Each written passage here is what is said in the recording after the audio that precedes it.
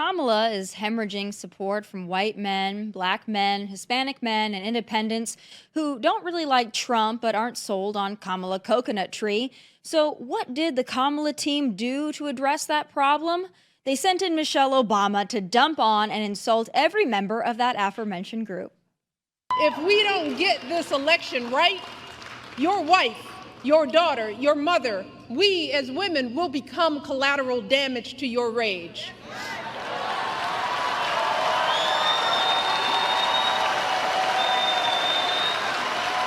So, are you as men prepared to look into the eyes of the women and children you love and tell them that you supported this assault on our safety? And to the women listening, we have every right to demand that the men in our lives do better by us. We have to use our voices to make these choices clear to the men that we love. Our lives are worth more than their anger and disappointment. There are so many things wrong with what she said, but let's start off by addressing how indulgent that little monologue was. Michelle is not only scolding and shaming members, or maybe now former members of her own party, she expects them to put their own self-interest and the interests of the country aside and demand they do as she, a multimillionaire, yacht-chartering, self-congratulating member of the global elite club, says to do, or else. And Barack pulled the same crap 2 weeks ago on black men, browbeating them, insulting them, and accusing them of sexism if they don't vote for the atrocious candidate he helped install on the ticket.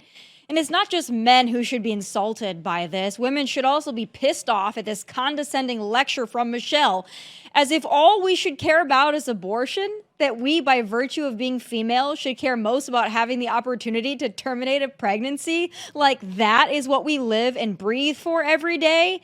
No, that's sick. The Dobbs decision does not endanger my life as a woman, but you know what does? The wide open friggin' border, the thugs and felons on our streets and in our communities because Democrats think it's mean to lock people up. And you know what else endangers women? Men in our restrooms, men in our locker rooms, men in our sports teams spiking volleyballs in our faces. You know, there was a time when the Obamas had major pull nationwide, but I think that time has passed. I really do, because I think Americans are getting pretty damn sick and tired of being lectured by Barack and Michelle on how we ought to vote and how we ought to think. And when, God willing, Kamala loses next week, I hope the spell and the chokehold the Obamas have on American politics will be over for good this time. Joining me now with his take on all of that is host of the Will Cain Show, Will Cain. Okay, Will, there's a lot going on, a lot to get to, but I want to start with Michelle Obama there, because I don't know about you, Will, but I can't imagine if a white male politician were to lecture women on how they ought to vote to protect their husbands, how well that would go over. What do you think? I don't think it will go over well, Tommy, and it seems to be part of their marriage agreement, because it's not just Michelle Obama, but it's the exact line given about a week ago by Barack Obama in talking to black men, to condescend, to talk down to lecture, to tell them that essentially they're betraying their partner or betraying their race by beginning in greater numbers to gravitate towards Donald Trump. I don't think that will work whatsoever. Men have chosen, I think, and I'm not a black man, but I'm surmising here, but men, white, black, Latino, have chosen to gravitate toward Donald Trump based upon two ideas. One, it more accurately represents what they view as a masculine cultural ideology, a masculine cultural perspective. The Democratic Party wants to have it two ways. They want to be able to tell billionaires, white men, and men at large that you're the worst things in the world and then expect you to vote for them. They have to understand cause and effect. If you do this, they might look toward the other party. And I think that's what's happening. The second thing is these men know something about their lives and the effect of policies, inflation, energy prices, generally, and I think it is the most important issue, the economy. But they also see their schools. They also see what's happening with their children. They also understand the insanity of the trans movement. And these are all pushing those men to say, no, I'm not going to listen to you, Michelle. I'm not going to listen to you, Barack, that I have to vote with my skin color or my gender parts. Like I said, I really do believe that although the Obamas are always going to be in some shape or form popular, because they are great orators, of course, very charismatic, unlike Kamala and Joe Biden. But I really do think it's wearing off. I think people are getting sick and tired of it, Will. I don't think they have the allure that they once had in American politics. I think that most of the people that are around the Harris campaign, I think this, Tommy, have lost a lot of social credibility. I don't know that anyone cares about Beyonce or Eminem or Samuel L. Jackson or maybe even the Obamas. Last night, Tommy, I went to Madison Square Garden. I'm here in New York today. I was at the Trump rally at Madison Square Garden. And at a very minimum, and there's a lot of things you can talk about and peel back the onion on, but the coalition of people that were up there speaking, Elon Musk, RFK, Tulsi Gabbard, Vivek Ramaswamy, Byron Donald, it is, to me, more resonant and more influential because it has substance underneath the presence. Why are you here? Why are you here, Robert F. Kennedy Jr.? Well, the answer to that question is substantive and interesting. Like, wow, not one, but two candidates for president as Democrats are endorsing a Republican versus Beyonce? No big surprise. Why does it care? Why does it matter? Who cares which way Eminem votes? I think you're right about that. I also think it's interesting the way that they've used that Beyonce ploy now twice. The first time was at the DNC when she was rumored to be there and performing. I think they set that up, and that's just my conspiracy theory. I think that the DNC, the Kamala campaign, set that up to get people to watch because they were waiting for Beyonce. Beyonce never came. And I think they did it again with this latest rally. Beyonce was supposed to sing. It was supposed to be a free concert. She came out for about 4 minutes, said a few words, and then she left. So this is the second time they've used the Beyonce ploy. That's a whole nother thing, though. But you were at Madison Square Garden, so obviously I've got to play what's probably the most controversial thing to come out of that rally, and that is, of course, the comment about Puerto Rico. I want to play it for those who haven't seen it, although it's blowing up. I don't know how you avoid it at this point, but here is that clip, and then I want your thoughts on it, and we're going to have probably have a little bit of a debate on it. So let's play it. Is absolutely wild times. It really, really is. And, you know, there's a lot going on. Like, I don't know if you guys know this, but there's literally a floating island of garbage in the middle of the ocean right now. Yeah. I think it's called Puerto Rico. So that really pissed off a lot of folks. Obviously, it gave the mainstream media the headline from that rally that they were looking for. So I have to ask you, I'm not offended by jokes. I'm not offended by comedians. I understand that he took shots at a lot of different groups of people, as comedians do. I, however, think it might have been a small unforced error on the part of the Trump campaign to have somebody go out and say something a week before an election that might piss off a contingency that he was actually doing pretty well with, which was Hispanic voters. Will it make a difference? I don't know, but I felt like maybe it was a risk he didn't need to take, and I'm wondering your thought. I'm excited to find out if and where we might have a debate. So there's what should and there is what is. And modern American media has very big difficulty separating what is and what should. Here's what should be the case. No one should be offended. You shouldn't. I think everyone should have thicker skin. Shouldn't we play the victimhood Olympics? I don't think victimhood should equal power. And I think that everyone, and I know that I'm not Puerto Rican, but make fun of my race, make fun of my gender, make fun of whatever. And then you're going to say, well, that's a characteristic of white supremacy to assume that you would never be offended. I don't care. I just want less offense, okay? Analyze it however you want, Atlantic. I just want less offense in the world because I think it's just a Trojan horse for power through the horse being victimhood. And I think Tony Hinchcliffe is who he is and does what he does. And he's an insult comic. He's a roast master. And like, understand what's going on here. No one should be offended. Then there's what is. So, Tommy, this morning I broadcast from Yankee Stadium for Fox and Friends, right? I got in a car afterwards. Car picked me up in the Bronx to bring me back to 1211 6th Avenue here, Fox News. My driver, I just told this story on the Will Cain Show. I broke it down, actually in depth. Yeah, looked like a guy. Guy's guy, Tommy. Lifted, tats, whole thing. Hanging from his rearview mirror was a Puerto Rican flag. He's like, man, I grew up right there. We'd kind of hit it off. He's talking. We're in the Bronx. This was rough neighborhood right next to Yankee Stadium. That's where I did this. That's where I did that. I go, hey, can I ask you a question? He's like, yeah, well, shoot, whatever you want. You going to vote like you in on the presidential race? And he goes, Well, I was. And I go, you were? And he goes, yeah. And he wasn't forthcoming, so I pulled a little bit. Well, which way were you going to vote? Well, I was going to vote for Trump. All right, now the dots are connecting. I know what he's getting at. And I go, and you're not going to now because of the joke? He goes, yeah, man, it's just total BS. It's not, and everybody I know feels the same way. I don't get it. Like, why you have to, it's a trashy joke. It's not funny. And my wife, my cousins, everybody feels the same way. So you know what is, Tommy? What is it appears clearly there are a lot of Puerto Ricans not looking to play the victimhood Olympics who are not soft and looking to be offended, who are offended. And I made the argument, Donald Trump didn't say it. A comedian said it. Yeah, I don't care. It's connected to Donald Trump. And that's what is, Tommy.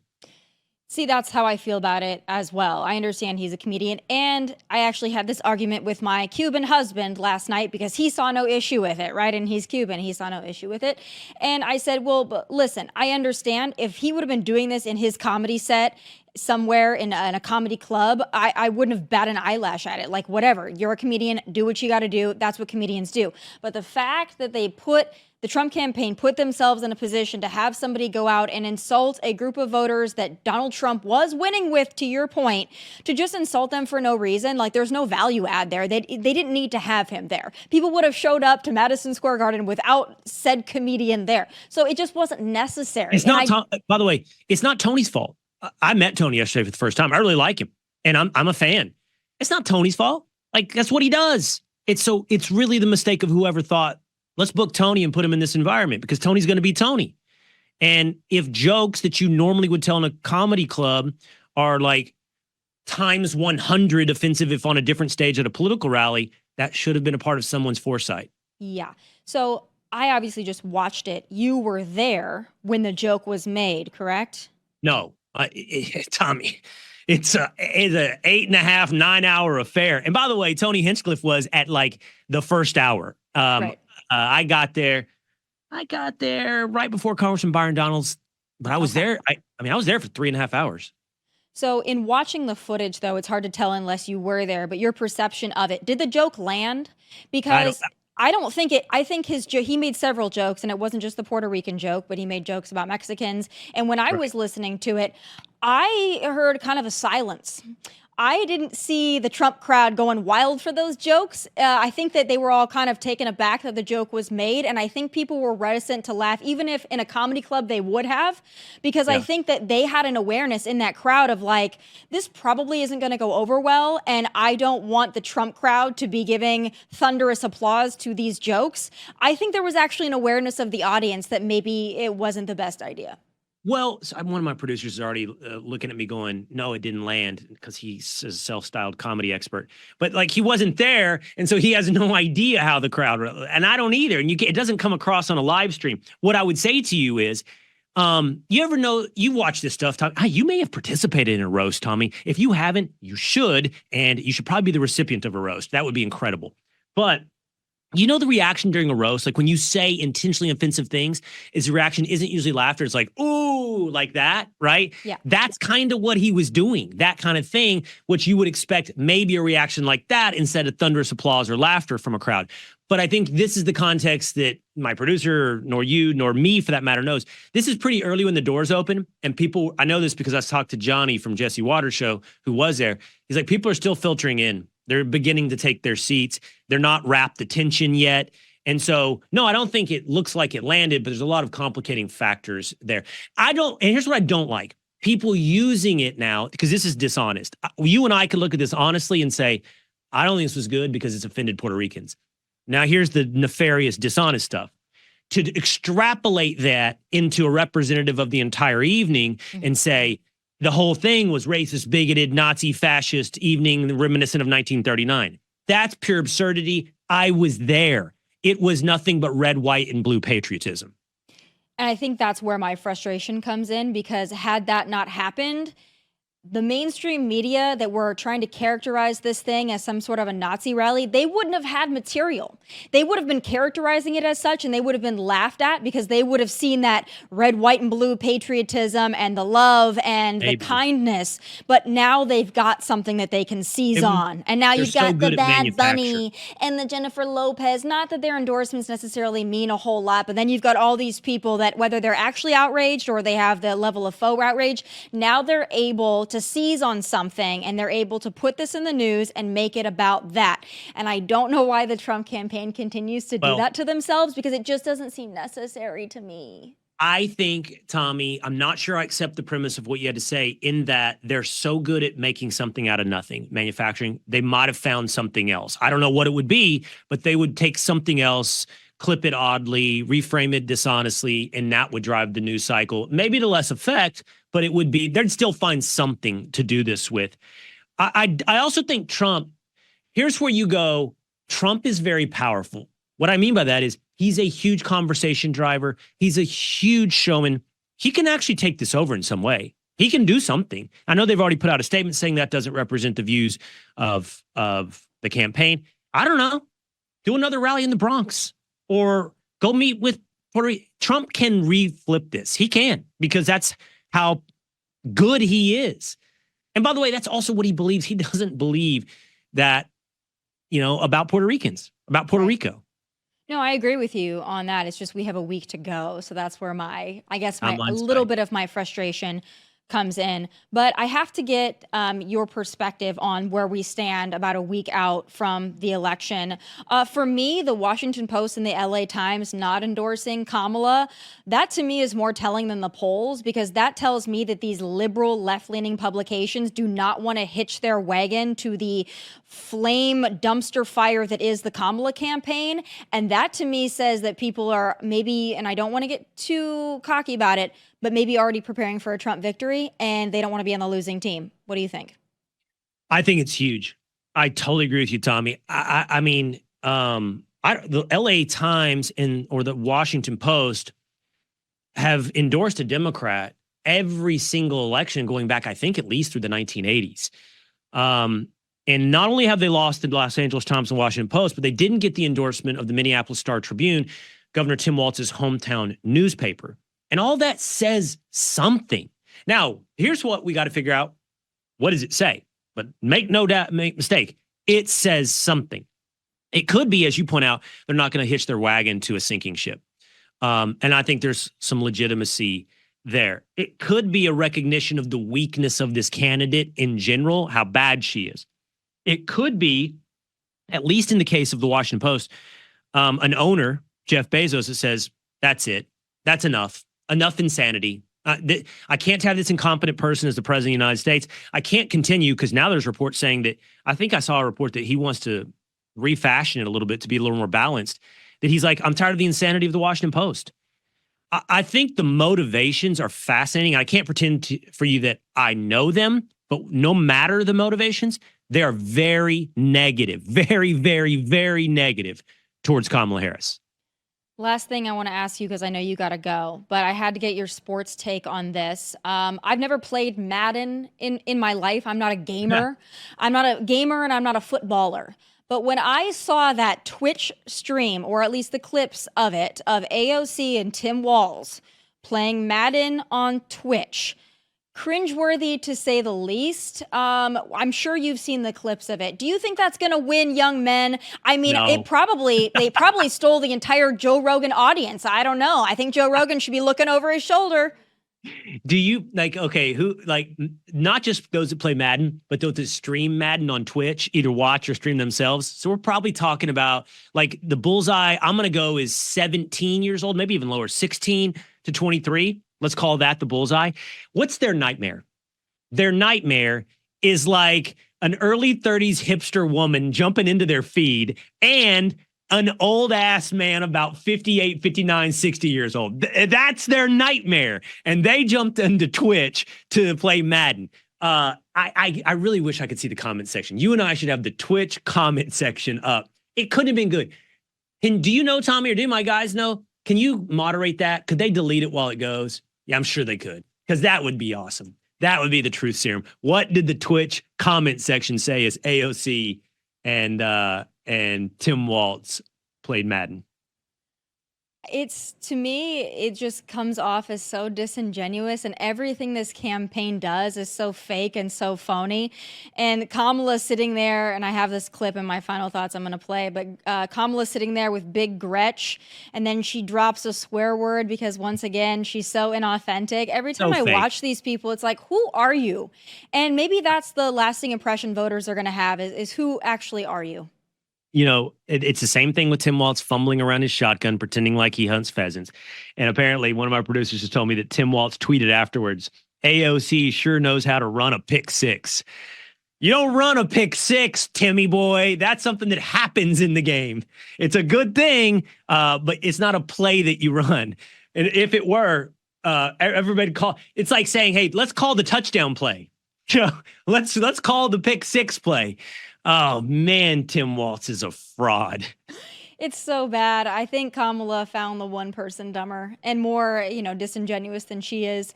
Will, I know you got to go. I always appreciate your time. Thank you so much. And I'll see you soon. Hopefully after next week and we have a Trump victory and we can send Kamala to wherever she goes next. Love being on with you, Tommy. Thank you. Good to see you.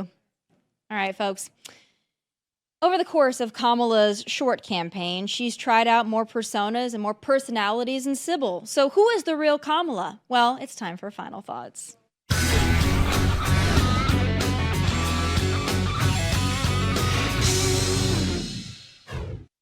Oh, Kamala, Kamala, Kamala, who art thou? We still have no idea, honestly. Not only have her positions without explanation changed on about everything she stood for just 4 years ago, her personality, her accent, her persona seemingly changes from day to day or even event to event. It's like she's trying out different characters until she finds one that people can stomach, but shucks, she still can't figure it out. Kamala's campaign started out with joy, brat, vibes, and coconuts, and that didn't work, but she's still trying to make fetch happen. So here's Kamala, holla back girl, with her boo, Big Gretch. Oh, we have microphones in here listening to everything. Oh, I didn't realize that. Okay. Yeah. So, well, You'll now bleep you tell my us. F words. We just told all the family secrets. Shit. I have secondhand embarrassment watching that. I really do. But there's more where that came from. Here is Kamala speaking at a church wherein she's seemingly trying out a hybrid character of Paul Revere and the pastor T.D. Jakes. Weeping may endure for a night, but joy cometh in the morning. The path may seem hard, the work may seem heavy, but joy cometh in the morning, and church morning is on its way. The British are coming. The British are coming. Lord help us. But over the last week, Kamala has developed a new personality, the angry coconut. And let us be very clear, someone who suggests we should terminate the Constitution of the United States should never again stand behind the seal of the President of the United States. Never again. Never again. Never again. Kamala oscillates between fake joy and faux outrage, but who is the real Kamala? We don't know. Say what you want about Donald Trump. Yeah, he says some crazy things sometimes, but he is always Trump. What you see is what you get. There's not a lot of mystery there, certainly no BS. He's comfortable in his skin, and she's not. And that's not just a personality thing either. You might not like Trump's policies, but you know what they are, and you can vote on them accordingly. Kamala, shoot, we still don't really know what the hell she would do because she doesn't know either. She waits to be told who to be on any given day.